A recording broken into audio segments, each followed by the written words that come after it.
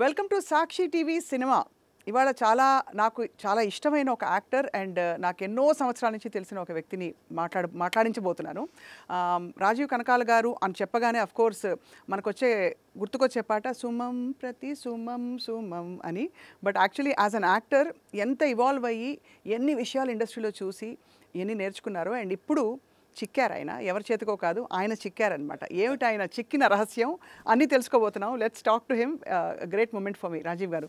Hello, thank you Swapna garu. I was eagerly waiting. అంటే మీది కంటిన్యూస్గా రెగ్యులర్గా ఫాలో అవుతున్నా, ప్రతి వాళ్ళతో ఇంటర్వ్యూ, ఎస్పెషల్లీ రాము గారితో వారాలు చేశారు కదా, అదొకటి. అవి కాకుండా మిగతా వాళ్ళని కూడా ఇంటర్వ్యూ చేశారు కదా చాలామంది. సో లెట్స్ సీ ఎప్పుడైనా, ఎందుకంటే సెన్సిబుల్ టాక్ అన్నది ఈ మధ్యన రావట్లేదు. నన్ను మళ్ళీ ఎవరు వచ్చినా ఇంటర్వ్యూకి పిలిచినా 20 ఏళ్ల క్రితం ఏం జరిగిందో అదే అడుగుతున్నారు నన్ను. అంతే కదా, అంతే కదా. అంటే మీరు అలాగే అడుగుతారు ఇప్పుడు? అలా అడగకూడదని ప్రయత్నిస్తాను తప్పకుండా.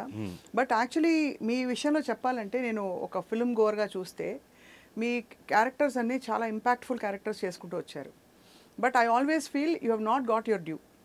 మీకు రావాల్సిన ఒక అద్భుతం 1-2 సినిమాలు కొన్నేళ్ల క్రితం తప్ప ఇంకా మీ యాక్టింగ్ పొటెన్షియల్కి ఇంకా చాలా రావాలని మీరు ఎలా ఫీల్ అవుతారు about this whole journey?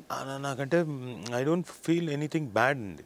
What ever I've got. నేను అందులో నేను బాగా చేశాను లేదా, did I give 100% or not? కొన్ని సినిమాలు నిజంగా 100% ఇవ్వలేదు.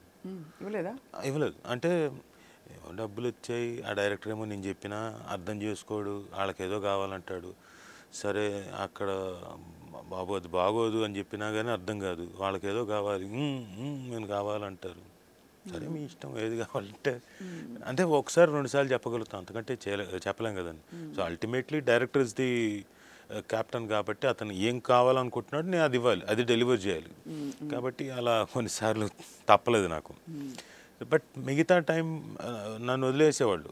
నేనేం చేస్తాను, వచ్చి నాకేం పెద్దగా ఇబ్బంది పెట్టరు. మీకు తెలుసు కదా సార్, చేయండి అంటారు.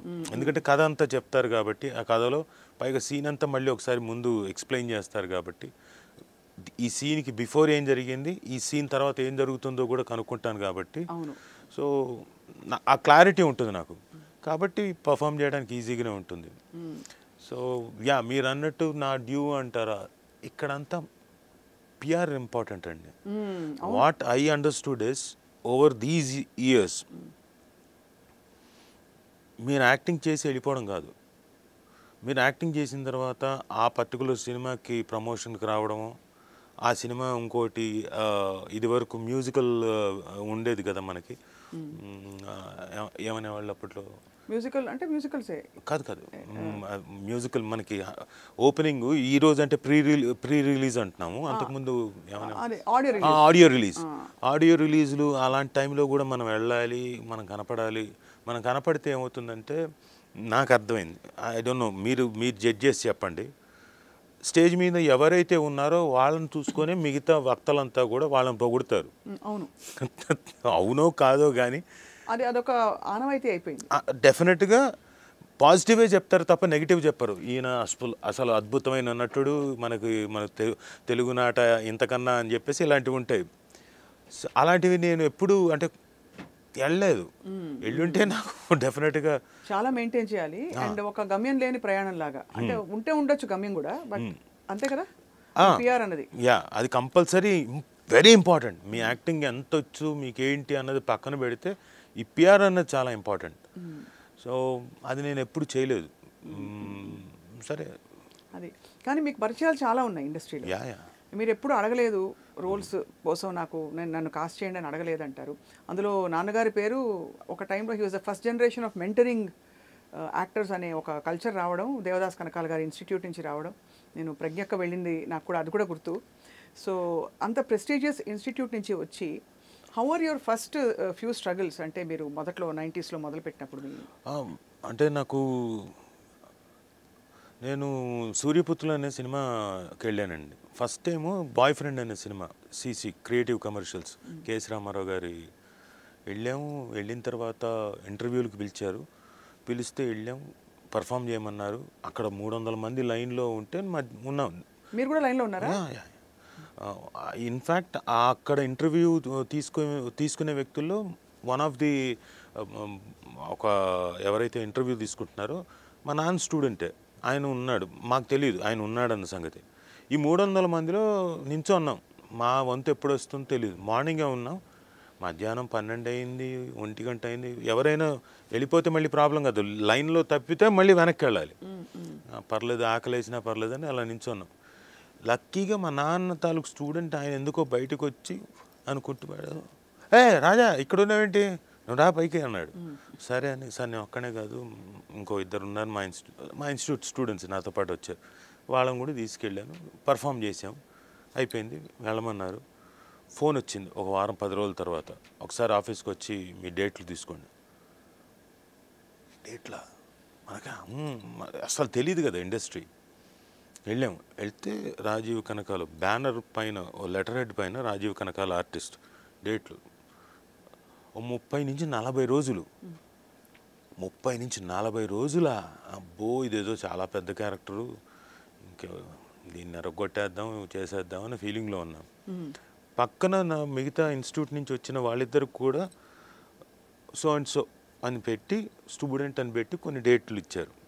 వాళ్ళకన్నా నాది ఒక 5 రోజులు 6 రోజులు ఎక్కువ ఉంది. నేను చూసుకునే అనుకున్నారు. అనుకోవడం కాదు, వాళ్ళతో చెప్పేవాడిని. అదే రోల్ చూసి అంత రోల్ ఉంటుంది. వెళ్ళాం, ముగ్గురం వెళ్ళాం లొకేషన్కి. ఫస్ట్ డే కోటి ఉమెన్స్ కాలేజీలోకి వెళ్తే ఆర్చ్ పైన అందరూ ఉన్నారు, ఆ మెట్ల పైన మొత్తం ఉన్నారు. మా కారు అలా వచ్చింది, మేము అరగంట లేటు. ఈ లోపల భరత్ గారు షార్ట్ పెట్టి ఇలా తీసి ఇలా వచ్చాము. మేము వచ్చాం, ఏంటమ్మా ఇంత లేట్ అన్నారు. సార్ కారు ఇప్పుడే వచ్చింది. సరే బ్యాగ్ అక్కడ పెట్టేసి రండి అని చెప్పేసి అక్కడి నుంచో పెట్టారు. నించున్నాం, నించొని ఇలా అని స్కాన్ చేసి అలా చూస్తే ప్యాన్ చేస్తే ఎవరైతే 400 మంది 500 మంది ఇంటర్వ్యూలకు వచ్చారో అందరూ ఉన్నారు. ఓహో, అబ్బో, అర్థమైపోయింది ఇది మనల్ని వాడుతున్నారు. సరే వాట్ ఎవర్, మనకు వచ్చిన ఆపర్చునిటీ అని ఫస్ట్ 4 days 5 days వాళ్ళతో పాటు తిరుగుతున్నాం. వెనక్కి తిరగండి, బ్యాక్గ్రౌండ్ యాక్షన్ అనగానే వెనక్కి తిరుగుతున్నాం మేము. 4-5 days అయిన తర్వాత మాకు అర్థమైపోయింది ఇది మనం జూనియర్ ఆర్టిస్టులు తప్ప ఇంకేం కాదని. ఇంకా 5 days 6 days తర్వాత మానేసాం వద్దనుకొని. అది నా ఎక్స్పీరియన్స్ ఫస్ట్ టైం. చాలా హార్ట్ బ్రేకింగ్ కదా, ఆల్మోస్ట్. అంటే కొద్దిగా డిసప్పాయింట్మెంట్ వస్తుంది. డిసప్పాయింట్మెంట్ బికాజ్ మీరు అంబిషన్స్, మీకు అంబిషన్ ఉండింది బికాజ్ ఆఫ్ డేట్స్. అన్ని డేట్ల వల్ల వచ్చేసింది ఇదేదో పెద్ద క్యారెక్టర్ అని. ఆ తర్వాత సూర్యపుత్రులు, దాంట్లో మంచి క్యారెక్టర్, డెఫినెట్లీ చాలా మంచి క్యారెక్టర్. ఉమామేశ్వరరావు గారు అని చూసి సెలెక్ట్ చేశారు. కాకపోతే అక్కడికి వెళ్ళిన తర్వాత though I have tag, Devadas Kanakala అన్న ట్యాగ్ ఉన్నా కానీ లొకేషన్లో వాళ్ళకి తెలియదు, నేను ఎవరో తెలియదు. కాస్ట్యూమర్కి ఎదిగా డ్రెస్ వేసుకో అని మొహాన్ని కొట్టి, మడత అంటే మాసిపోయిన బట్టలు అవి వేసుకోవాలి, తీసుకొచ్చి వేసుకో ఏంటి వెతుకుతున్నావు ఇంకోటి అని మాటలన్నీ పడ్డారు. నాన్నగారు చెప్పేవారు ఇవన్నీ? ఆయనకి ఏం చెప్తాను, అంటే ఇలా ఉంది నాన్నగారు అని. నాన్నగారు ఎప్పుడు మిమ్మల్ని యాక్టివ్గా ప్రమోట్ చేశారా? చేయలేదు, అస్సలు చేయలేదు. ఒకే ఒక్కసారి మాత్రం ఈవీవి గారి దగ్గరికి మాత్రం తీసుకెళ్ళారు. ఏది ఆఫ్టర్ సో మెనీ ఇయర్స్, దాదాపుగా 90 నుంచి 97 వరకు అయిన తర్వాత 98లో కన్యాదానం సినిమా స్టార్ట్ చేసినప్పుడు అప్పుడు మాత్రం తీసుకెళ్ళారు. 7 ఏళ్ళు 8 ఏళ్ళు అస్సలు ఎక్కడా లేదు. ఏవో వస్తుండేవో, వచ్చినప్పుడు చేస్తుండేవాడిని. తర్వాత రాజప్రసాద్ గారు వచ్చి నన్ను చూశారు కాబట్టి రాంబంటులో చాలా మంచి వేషం వచ్చింది. మిగతాది నా అడపదడప, ఎందుకంటే నేను చదువుకుంటున్నా అప్పటికి, BA థియేటర్ ఆర్ట్స్ చేస్తున్నా. సో ఏదైనా వస్తే సంవత్సరానికి ఒక సినిమా వస్తే అది చేయడం. ఆ వయసు కూడా ఏంటంటే ట్రాన్సిషన్, నువ్వు మీసాలు, నా ఘర్కా నా ఘాట్కా, ఇటు పెద్దవాడిగా చేయలేను, ఇటు పిల్లోళ్ళలాగా చేయను. కాబట్టి ఏవైతే వస్తాయో ఆ ఏజ్కి తగ్గట్టు అవి చేస్తూ ఉండేవాడిని. సో అలా మరి ఇన్నేళ్ల ప్రయాణంలో ఇప్పుడు మీరు ఇంత సన్నగా అవ్వడానికి కారణం ఏంటి చెప్పండి? ఫస్ట్ అసలు ఎందుకు లావ్ అయ్యారు, ఎందుకు సన్నగా అయ్యారు? లావ్ అవ్వడానికి కారణం I felt, was it stress or just lifestyle or? No, అంటే స్ట్రెస్ కూడా కాదు. ఒక టైం వచ్చిన తర్వాత ఏంటి ఇన్నాళ్ళు కష్టపడ్డాను, దెబ్బలు తగిలించుకున్నాను, కాళ్ళకి లిగమెంట్లు పోయాయి, షోల్డర్ తాలూకు లిగమెంట్స్ టెండెన్స్ పోయాయి, ఇది పోయింది, తినలేదు సరిగ్గా. ఏంటి మా నాన్న పోయిన తర్వాత వచ్చిన ఆలోచన ఇది. ఆయనేమో తిండి ప్రియుడు, తిండి తినాలరా, తినకపోతే ఎలా, రుచులు తెలియకపోతే ఎలా అని చెప్పేసి. అవును ఆయన చెప్పాడు కదా, సరదాగా ఇంకెంత చూద్దాం, కాస్త తిని చూద్దాం అని చెప్పేసి. ఆయన ఎలాగైతే ఇష్టంగా తినేవాడు, నాకు ఇష్టమైనవన్నీ మా అమ్మ చేసే వంటలన్నీ సొమ్మతోటి వంట వాళ్ళతోటి చేయించుకొని ఒక వాయి, రెండో వాయి, మూడో వాయి దాకా పీకి ఆ తర్వాత నైట్ టైం ఒక ½ kg స్వీట్లు తినేవాడిని. స్వీట్లా? అది సాలిడ్గా నేను ఒక 5-6 months తిన్నాను అలా. ఆల్మోస్ట్ స్ట్రెస్ ఈటింగ్ అని చెప్పొచ్చు అది. అవునా? I don't no. That's what they say కదా, అంటే అలాగా తినాలనిపించడం అన్నది. I don't no. అంటే నాకు ఇప్పటిదాకా కష్టపడడం అంటే సెల్ఫ్ జస్టిఫైడ్గా అయిపోతుంది. సరే అని చెప్పేసి అలా వితిన్ 6 months నాకు తెలియదు కదా నేను లావ్ అవుతున్నాను సంగతి. విపరీతంగా లావ్ అయిపోయాను. అంటే ఇవంతా ఇది కలిసిపోయింది, పొట్ట ఇంత వచ్చేసింది. ఐ డిడ్ంట్ నో అసలు. దాంతో కొన్ని ప్రాబ్లమ్స్ కూడా వచ్చాయి. అంటే క్రికెట్ మ్యాచ్ ఆడాను అంత వెయిట్ తోటి. ఆడినప్పుడు నాకు మోకాలకి కొంచెం ప్రాబ్లం వచ్చింది. పరిగెత్తి పట్టుకునే బాల్ పట్టుకునేటప్పుడు మినిస్కస్ ప్రాబ్లం టేర్ అయ్యింది. పట్టేలా అది కూడా కొంచెం ప్రాబ్లం అయింది. దీంతో అసలు నడవలేకపోయేవాడిని. కనీసం వాకింగ్ అన్న ఉంటే కొంచెం అన్న సన్నబడేవాడినేమో. లేదు, నడవలేను. ఇంకా ఫిజియోథెరపీ చేయించుకుంటున్నాను. స్లోగా ఇంకా లావు ఇంకా అలా పెరుగుతూ వచ్చాను. ఇంకా తర్వాత అందరూ అనడం, నేను కూడా నా ఫోటో చూసుకున్నాను, అయ్యి బాబోయ్ ఏంటిది ఇంత దారుణంగా తయారైన, అసలు ఇలా ఉంటే ఎందుకు ఇస్తారు ఎవరైనా వేషం, ఇవ్వరు. కానీ లక్కీగా నాకు అలా ఉన్నప్పుడు కూడా వచ్చాయి. అంటే నాకు ఆ ఫాదర్ క్యారెక్టర్లకు ఆ వయసుకి అలా సరిపోతాను అనుకొని వచ్చేసాయి నాకు వేషాలు లక్కీగా. తర్వాత నేనందుకు నేనే ఐ రియలైజ్డ్ నో ఇలా ఉంటే నాకు సరైన వేషాలు రావు, ఇంకా వద్దనుకొని స్లోలీ స్టార్టెడ్ మళ్ళీ రెడ్యూసింగ్. ఇప్పుడు కసరత్తు చేస్తారా, ఎక్సర్సైజ్, డైట్ కూడా చేస్తారా? కొంత డైటే ఎక్కువ చేస్తున్నాం. అంటే అది చాలా ఇబ్బంది అవుతుంది. కొన్నిసార్లు ఇష్టమైన ఫుడ్ వస్తుంది, అప్పుడు కంట్రోల్ చేసుకోవడం ఇబ్బంది అవుతుంది. ఏమేమి తినాలి చెప్పండి అసలు. అంటే ఈ చాప్టర్ అయిపోయేలోపు మనం మిగతా ఇంకా మంచి విషయాలు మాట్లాడేలోపు ఏం తింటే చిక్కుతారు చెప్పండి. ఏం లేదండి, మనం తినేది తక్కువ చేసి తింటే చాలు. అంతేనా? అంటే ముందు మనం ఫుడ్ తినకముందు మనకి గ్రీన్ సలాడ్ కనుక బాగా తినేసామనుకోండి, అది బాగా ఫైబరు ఇంకోటి అవన్నీ వచ్చేస్తాయి. తర్వాత ఆటోమేటిక్గా మీరు తక్కువ తింటారు ఫుడ్. ఇందులో ఏంటంటే ఈ బ్రౌన్ రైస్ అలవాటు చేసుకున్నాను, అది కూడా ఎక్కువ కాకుండా తక్కువ. ఉన్న దాంట్లోకి అన్నిటినీ పీకుతుంటా, అన్ని కర్రీస్ ఎక్కువ, అన్నం చాలా తక్కువ. బహుశా ఒక పెద్ద కంచంలో అన్నం తింటే ఇప్పుడు దాన్ని ఆల్మోస్ట్ 1/4కి ఇంతే అన్నం, ఇంతకు మించి లేదు. 2 పూట్ల ఇంటర్మీడియట్ ఏమన్నా ఉందా అలాంటివి? ఇంటర్మీడియట్ అంటే పొద్దున పూట టోటలీ స్కిప్. అది తప్పు అంటున్నారు కొంతమంది, I don't know. Morning breakfast అలా స్కిప్ చేస్తే మంచిది కాదంటున్నారు, ఐ డోంట్ నో. బట్ ఆపేశాను. మార్నింగ్ తిన్నాను, మధ్యాహ్నం బాగా గట్టిగానే తింటాను, మళ్ళీ ఈవినింగ్ తక్కువ తింటాను. అది మొత్తానికి showing the difference is sowing. So ఎన్నిసార్లు పడ్డామని కాదు, ఎలా లేచాము ముఖ్యం జీవితంలో చెప్తారు కదా, అలాగా మీ లైఫ్ చూస్తే ఇట్స్ యాక్చువల్లీ వెరీ ఇన్స్పైరింగ్ అండి. I tell you why I'm saying this. So ఇది ఒకటి, మీరు దేవదాస్ కనకాల గారి అబ్బాయి అయ్యుండి మొదట్లో జరిగిన సెట్ బ్యాక్స్ అన్నింటినీ లెక్క చేయకుండా మీ పద్ధతిలో మీరు నడుచుకుంటూ వెళ్ళిపోయారు. మంచి రోల్స్ పడ్డాయి, మంచి క్యారెక్టర్స్ పడ్డాయి. You have a beautiful family, you have succeeded that way. And రాను ఇలా సమస్యలు వచ్చి మన లైఫ్ స్టైల్ వల్ల దేనివల్ల వచ్చినప్పుడు దాన్ని సెట్ చేసేసుకుని మళ్ళీ యూ టేకెన్ చార్జ్. అండ్ ఇప్పుడు నేను వింటున్నది ఏంటంటే దట్ మంచి క్యారెక్టర్స్ మీకు వస్తున్నాయి, వెబ్ సిరీస్లు, ఇంకా తెలిసిన వాళ్ళందరూ directors are all again planning to give you good roles అని వినికి. సో అంటే అంటే నాకు కూడా అర్థం కాలేదు, ఈ పాస్ట్ 8-9 months నుంచి లావుగున్నప్పుడు బాగా లావున్నా, అప్పుడు మంచి క్యారెక్టర్లు వచ్చాయి. ఇప్పుడు సన్నగా అవుతున్నా, ఇప్పుడు ఇంకా మంచి క్యారెక్టర్లు వస్తున్నాయి. అంటే వాళ్ళు కూడా బాగా తయారవంట, ఏంటి మంచి క్యారెక్టర్ ఉంది అని చెప్పేసి దే కాలింగ్ మీ. అవునా, ఓకే థ్యాంక్ యూ అంటున్నా. సో యాక్టర్గా నేను చేయాల్సింది, నా కసరత్తు నేను చేయాలి, నేను బాడీ మెయింటైన్ చేయాలి, I have to be fit. ఇవన్నీ చేస్తే తప్ప నాకు మంచి క్యారెక్టర్లు రావు. అది నాలో లోపం పెట్టుకొని నేను ఇంకొకరిని నాకు రాలేదు, తెలుగు ఇండస్ట్రీ ఇవ్వట్లేదు ఇలాంటివి అనకూడదు కదా, తప్పు అవుతుంది. So I have realised that అని చెప్పి అది అందుకని నేను సన్నగా అవుతున్నాను. కానీ it's not an easy place to be in, because ఇండస్ట్రీలో మనకి రోజు లేకపోతే నెలకోసారి వర్క్ వస్తే అదొక పద్ధతిలో మనకు డైరెక్షన్ ఉంటుంది.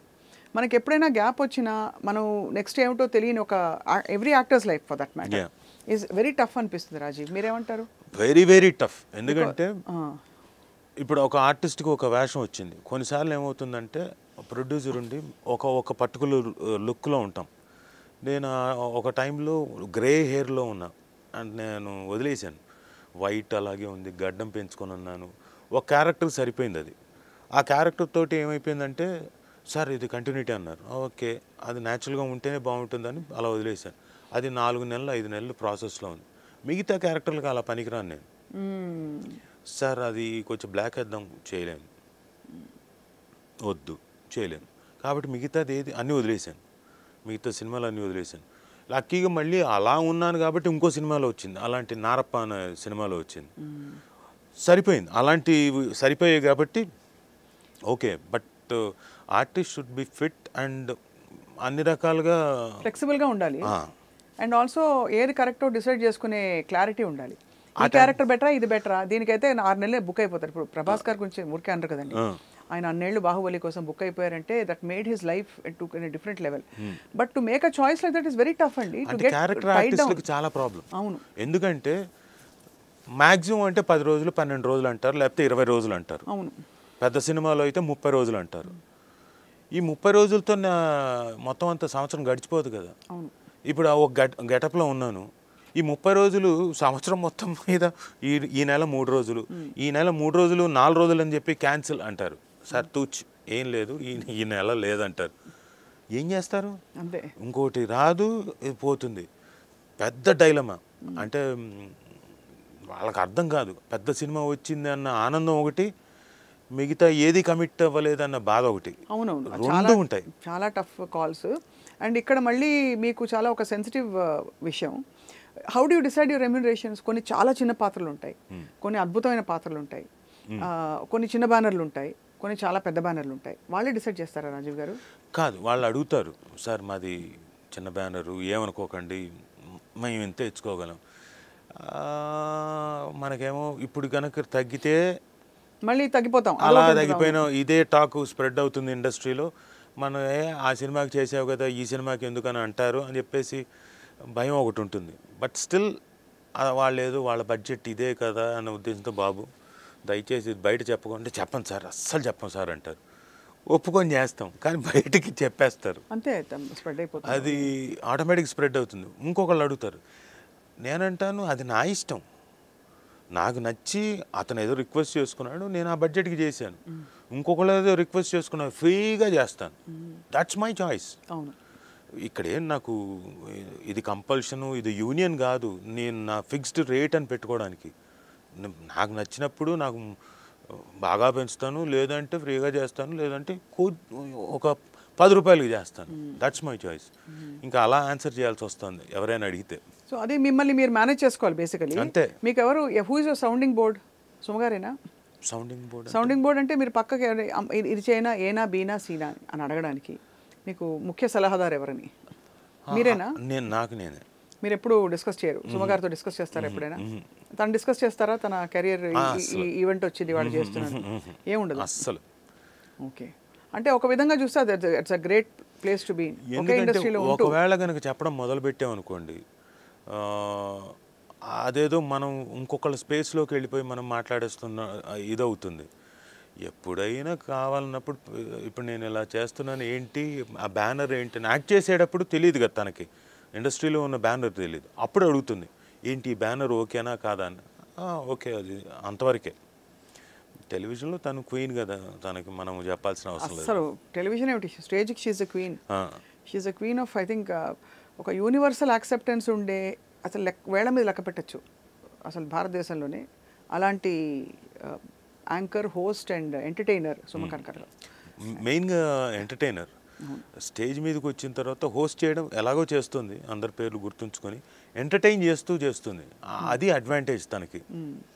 అండ్ ఆవిడ రీల్స్ చిన్నపిల్లలతో చేసే, సొంత ఛానల్లో చేసేవి, ఇంట్లో చేసే వంటలు, నేను సాంబార్ వండుతున్నానని చెప్పి ఆవిడ ఊరికే మేము మాట్లాడకపోయినా నవ్వు వస్తుందండి. That's the way she, her expression, natural humour ఉంది ఆవిడ. మొన్న ఒక రీల్ చేసిందండి, స్వీట్ ఎలా తినాలి అన్న దాని మీద చేసింది. అంటే తన ప్రెజెన్స్, సెన్స్ ఆఫ్ హ్యూమర్ కానివ్వండి, ప్రజెన్స్ ఆఫ్ మైండ్ కానివ్వండి, అలా స్వీట్ తీసుకుంది. మనం ఏమనుకుంటాం, ఇంత తీసుకొని నోట్లో పెట్టుకుంటుంది అనుకుంటాం. నేను కూడా అదే అనుకుంటున్నా, ఇలా తీసుకొని కళ్ళతో తినాలి అని పెట్టేసింది.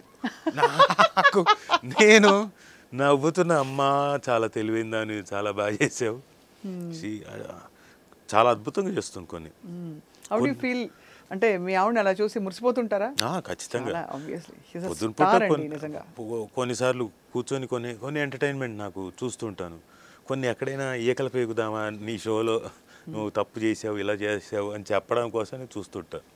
ఎప్పుడైనా సీరియస్గా ఉంటారా సుమ గారు ఇంట్లోనా? తక్కువే, అప్పుడప్పుడు. ఫైటింగ్ మీతో ఫైట్ చేస్తారా గట్టిగా? అబ్బా బ్రహ్మాండంగా.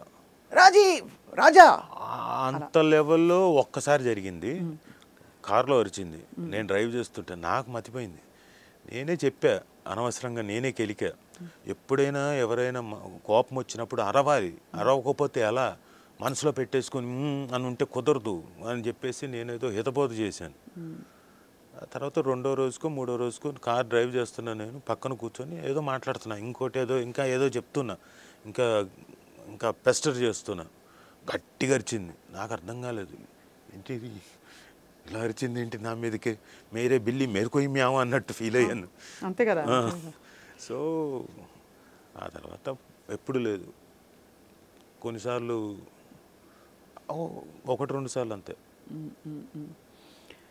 ఐ ఆల్వేస్ వండర్డ్, అంటే ఒకే ఇండస్ట్రీలో ఉంటూ మీరిద్దరూ ఫ్రెండ్స్గాను ఉంటూ, హస్బెండ్ అండ్ వైఫ్గాను ఉంటూ, బ్యూటిఫుల్ పేరెంట్స్గా కూడా ఉంటూ, ఇట్ మస్ట్ బీ ఛాలెంజింగ్ కదా? Very challenging. ఇప్పుడు మొన్న నాకు పాస్ట్ ఒక 15 days నుంచి ఐ వాజ్ ఫీలింగ్, ఏంటిది, అంతకుముందు అంటే లైఫ్ నేను వెళ్ళిపోయేవాడిని, నేను షూటింగ్కి, అప్పుడు అంతగా అనిపించలేదు. డే అండ్ నైట్లో నేను వర్క్ చేసేవాడిని, వచ్చేవాడిని, ఎప్పుడో వచ్చేవాడిని. పిల్లలు పెరగడం, మా అబ్బాయి పెరగడం కూడా నేను సరిగ్గా చూడలేదు. అవునా? యా. సో అప్పుడు కూడా అనిపించలేదు అప్పుడు, ఎందుకంటే ఆ యాక్టింగ్ దీంట్లో ఒక వయసు అయిన తర్వాత ఒక స్నేహం అంటారు, ఇప్పుడు మీరు అన్నారు కదా ఫ్రెండ్షిప్ అన్నది, ఇంకా పెరిగిన తర్వాత తనేమో నేను ఉన్నప్పుడు పొద్దున ఏదో స్క్రిప్ట్ రాసుకొని మళ్ళీ ఏదో తన షో ఏదో ఒకటి చేసుకోవాలి, సాయంత్రానికి ఆడియో ఫంక్షన్, అక్కడికి వెళ్ళిపోతాను ప్రీ రిలీజ్కి. 11 o'clock 12 o'clock వచ్చినప్పుడు నేను తన్ని కూర్చోబెట్టి నేనేం మాట్లాడలేను కదా, పడుకుంటుంది. ఏంట్రా ఇది ఇలా అయిపోయింది లైఫ్. అవును. కనీసం ఒకటో 2 రోజులు 3 రోజులు దొరికితే బాగుండు కదా, ఏంటి ఎలా అయిపోయిందని మధ్యలో అలా ఏంటిది అనిపిస్తూ ఉంటుంది. But life. I think you have held her beautifully in her space. That's a great thing also. అంటే ఎలా అయితే how she looks up to you, ఆవిడ రాజా అని ఎప్పుడైనా స్టేజ్ మీద అంటే భలే అందరికీ, చాలా తెలుగు వాళ్ళందరూ మన ఇంటి అమ్మాయి అని అలా ముద్దొచ్చేస్తారు ఆవిడ. So I think God bless you and your family with eternal happiness always Rajiv garu. మీకు రాజమౌళి గారు చాలా క్లోజ్ ఫ్రెండ్. ఎందుకు ఆయన వెళ్ళి ఇలా షేక్ చేసేసి నాకు బెస్ట్ క్యారెక్టర్ ఇవ్వండి ఇప్పుడు అని అడగరు? నేను ఒకవేళ షేక్ చేసి అడిగినా కానీ ఆ క్యారెక్టర్ నేను సరిపోలేదు అనుకోండి, చిన్న నవ్వు నవ్వుతాడు. అంతేనా? ఇవ్వడు, ఛాన్స్ లేదు. ఒకవేళ మీరు ఏంటి సజెస్ట్ చేసినా కానీ, పలానా వాళ్ళని అన్నా కానీ, తనకు నచ్చాలి, ఆ క్యారెక్టర్ ఆర్టిస్ట్ సూట్ అయితే తప్ప, లేకపోతే కుదరదు. Is that. అంటే అంత క్లారిటీ ఉంది. అంత క్లారిటీ ఉన్న డైరెక్టర్లు నాకు తెలిసి చాలా అరుదు. మనం ఎవరైనా వెళ్ళి రికమెండ్ చేస్తే ఆయన రికమెండ్ చేసాడు కాబట్టి పెట్టుకుందాం అనుకుంటాం. అస్సలు పొరపాటున కూడా తన క్యారెక్టర్కి సూట్ అయితేనే, అలాంటి సూట్ అయ్యాడు అనుకోండి ఆర్టిస్టు, హిందీ కానీ, తమిళ్ కానీ, మలయాళం కానీ ఎక్కడి నుంచి అనేది తీసుకొస్తాడు. ఆ క్లారిటీ ఎక్కువ తనకి. మంచి క్యారెక్టర్లు ఇచ్చాడుగా నాకు. స్టూడెంట్ నెంబర్ 1కి హీ స్టూడ్ బై మీ. ఎందుకంటే నేను శాంతినివాసం చేస్తున్నాను. శాంతినివాసం చేసేటప్పుడు టీవీలో అప్పటికి ఓవర్ ఎక్స్పోజ్డ్ 9 డైలీ సీరియల్స్ ప్రతిరోజు టీవీ మీరు అసలు ఆ టైంలో కుదిరింది. చేస్తున్నా కింద అలా ఇలా అని చేస్తున్నా. శాంతినివాసం చేస్తున్నామని ఇప్పుడు నేను స్టూడెంట్ నెంబర్ 1కి వచ్చేసరికి ఈ క్యారెక్టర్ రాజీవ్ కావాలని అడిగాడు. వాళ్ళేమో కొత్త కుర్రాడిని ఇంకోళ్ళని ఏమైనా పెడదామా, మళ్ళీ బాగా టీవీలో కనపడ్డాడు కదా ఓవర్ ఎక్స్పోజ్డ్ అంటే, నో నాకు రాజీవ్ కావాలని పట్టుబట్టాడు. తను పట్టుబట్టాడు కాబట్టి నాకు అది వచ్చింది. వచ్చిన తర్వాతే కదా నేను సినిమా ఇండస్ట్రీలోకి బాగా చొచ్చుకొచ్చింది. అవును, కరెక్టే. తర్వాత కూడా మళ్ళీ దిశను మార్చింది కూడా తనే. ఏది సైలాంటి సినిమాలో దో 2 సీన్స్ అయినాయి, వెరీ ఎమోషనల్ సీన్స్. అది ప్లస్ గ్రౌండ్లో అంతా ఉంటాను. 3-4 సీన్లు, ఆ ఎమోషనల్ సీన్స్ అన్నీ అయ్యేసరికి చివరిలో హీరోతో పాటు నించునేసరికి మేము కూడా హీరోలా కనపడ్డాం కదా. సై అంతే, విక్రమార్కుడు అంతే. So Vikramarkudu I was 3rd choice. First ఇంకో 2 అనుకున్నాడు, అనుకొని 3వ వ్యక్తిని నన్ను పిలిచాడు. నువ్వు ఇదిగో అని చెప్పా. 2 అనుకున్నాను అంటే నేను 3rd అంటే ఈగో వచ్చేసింది నాకు. నేను చేయనన్నాను. వాళ్ళు సరిపోరనే కదా నిన్ను పిలిచింది, ఫస్ట్ హాఫ్కి ఇలా ఉండాలి, సెకండ్ హాఫ్కి ఇలా ఉండాలి, సో నువ్వైతే బాగుంటావు, చెయ్యాను. సరే అయితే ఓకే. అలా జరిగింది. అప్పటి నుంచేనా మీకు తారక్ గారు, ఎన్టీఆర్ గారు స్టూడెంట్ నెంబర్ 1 అంతే, అక్కడి నుంచే. He was also transformed.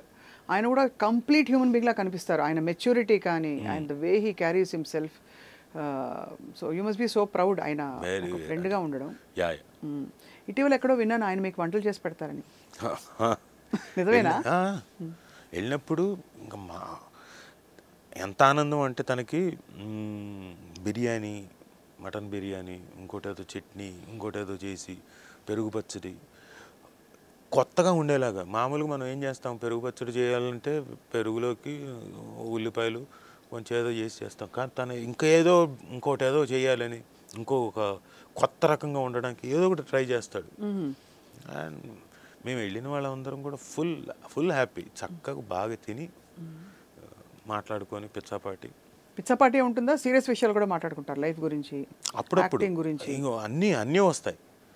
అసలు చంద్రమండలం ఏంటి, అసలు ఏంటి, ఆ పక్కన ఉన్నవాడు ఏంటి, ఆ పక్క రాష్ట్రంలో ఏం జరుగుతుంది, వాడి యాక్టింగ్ ఏంటి, అన్ని సబ్జెక్ట్స్. సో అలా ఫ్రెండ్షిప్ కంటిన్యూ అవుతూ మీరు ఇప్పుడు మామూలుగా when you're not shooting, what is your day like Rajeev garu? When I'm not shooting నేను ఎక్కువ శాతం ఈ టెలివిజన్కి అతుక్కుపోతాను. ఈ వెబ్ సిరీస్ కొత్తగా ఏమొస్తున్నాయి, స్టోరీ ప్లాట్స్ ఎలా ఉన్నాయి, డాక్యూ సిరీస్ చూస్తున్నాను, డాక్యుమెంటరీ ఈ మధ్యన. అవి అసలు అది మైండ్ బ్లోయింగ్. అసలు మామూలుగా ఫిక్షన్ చేసేదానికన్నా అది డాక్యూ సిరీస్ ఇంకా బాగుంటున్నాయి. అసలు వీళ్ళేంటి, అది 10 ఎపిసోడ్లు 20 ఎపిసోడ్లు ఆపట్లేదు నేను.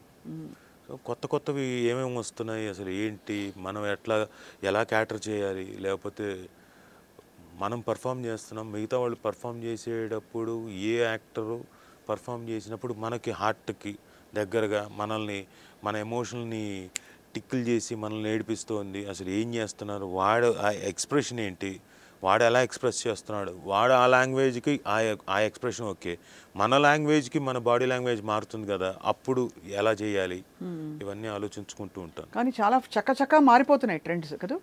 అంటే స్టోరీ ప్లాటింగ్ కావచ్చు, కంటెంట్ క్రియేషన్ అసలు మొత్తం మారిపోయింది డిజిటల్ ఓటీటీ స్పేసెస్. అవును, పూర్వ వైభవం, సిల్వర్ జూబ్లీ, 50 days 100 days ఆ వైభవం సినిమాకి కూడా లేదు ఇప్పుడు. దాదాపుగా ఎంత పెద్ద సినిమా అయినా సరే మాక్సిమం ఎంత 2 వారాలు 3 వారాలు అంతే. పెద్ద సినిమా హిట్, బాగా పెద్ద హిట్ కొట్టానంటే 30 days.